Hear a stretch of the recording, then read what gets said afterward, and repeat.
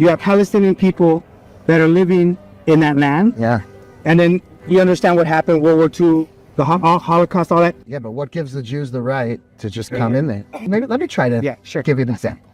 Imagine you had Navajo Indians who were thrown off their land. Yes. And they moved to Europe. Okay. Imagine this. They moved to Europe.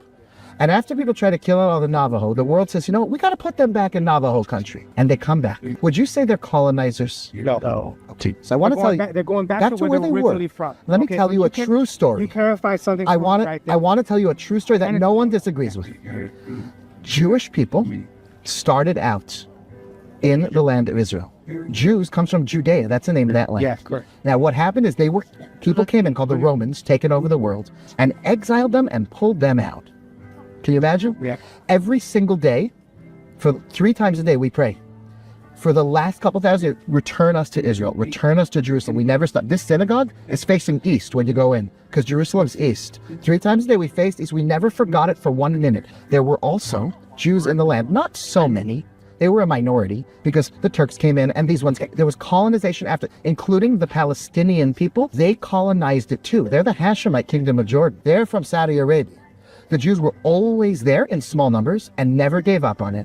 And then the world said, we need a place. So we'll go back. Did you know that in Israel, Jews and Arabs live together? That if they make a 2-state solution, they talk about this, make a 2-state solution, the Arab state will be 0 Jews, free of Jews like Nazi Germany dreamed, Judenrein, no Jews allowed. So in Gaza, there were 0 Jews. You don't support the 2-state solution? I do support it, but I want it to be 2 real states, which means either only Jews in this one, only Arabs now, which I don't agree with. I think we can live together. Or if you have an Arab state, why can't I live there? Why is it prohibited for a Jew to go to Saudi Arabia? That's not cool. Qatar, for the Olympics, they had to allow Jews only for this one thing, for the World Cup. Only Jews. They made a special change in the laws. A 2-state solution is a lie because it would be 1 Arab state and 1 democratic state where anyone can come. There are Arabs in the Knesset and on the Supreme Court in Israel. So the answer is we came and made a democratic state. There was one rule that any Jew from anywhere in the world could come back since it's their homeland. It was colonized before by the British. There was never a Palestinian country with a flag or a coin. If you see a coin that says Palestine, it's a Jewish coin and it's got Hebrew letters on it. But somehow they feel that that's also their sort of... And they're welcome. Right? They are welcome. Do you understand? They're welcome. Just don't try to kill everyone you see. They have a basic belief that as long as a Jew is on the land, it is an insult to Allah and you got to kill him. And if you can kill a baby in a kindergarten, you're a hero. Yeah, that's not cool. So that's a big... How do you work with that? They are welcome. If you will just behave and not kill. Now listen, I'm not judging a little kid who's born and raised, and it could be there's a soldier who mistreated him, but to call it colonization would be like telling the Navajo guy who comes back to Navajo country, I hear that. You're a colonizer because the Americans were here. If we give it back to the Palestinians, the whole thing, then the next day we should get it because they're colonizers. Fine, give it to the Jews. Then we're colonizers, give it to them. If you're going back in history, we were there first. If you're saying whatever you conquer, it's yours like everyone else in the gosh darn world, then just like America belongs to the United States, Israel belongs to us. So pick a lane. Is it whoever was there first? We win based on archaeology, based on history. It's undeniable. That being said, you're welcome. There's Christian sites, there's Muslim sites, and there's Jewish sites. And if you just won't blow yourself into pizza toppings, you can cut. I agree with what we're saying. Like all that makes sense. And I'm thank you for clarifying that. Sure. It makes sense. It's a good, I want to tell you what, it's a good question. Because if everyone in the country is talking about it, and you're hearing it from one side or the other side, it's fair to ask a rabbi and say, just make your case. Yeah.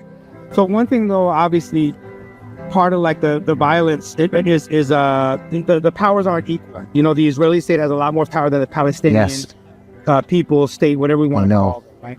And so you see like 36,000 killed, you know what I'm saying? And if you're a good person, you automatically side with an underdog.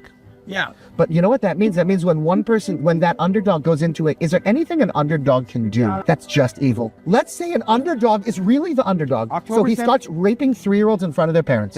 Is there a point where you'd say, listen, buddy, you are the underdog, but that's unethical? Hamas is the underdogs. I don't question that. They might even be right. If someone would say they're right, I could listen to them. But there's got to be a point where what you're doing is just wrong. I think Hamas is wrong. But the fact that all these civilians are paying the price, you know, for what Hamas did on October 7th is also really difficult to sort of... Right. The problem is that's warfare. In Japan, when they bombed us in Pearl Harbor, a lot of innocent people got killed. And in every other war that's ever happened, and the only people that are told this is wrong and you got to stop it are the Jews. The only people. No one else was ever told that if you come in and you keep threatening to kill us and we say, you know, we're going to bomb you back to the 1500s. No one was ever told not to do that. But the people that aren't Hamas, but Palestinian, they need to stop Hamas. They need to stop. They elected Hamas. You're right.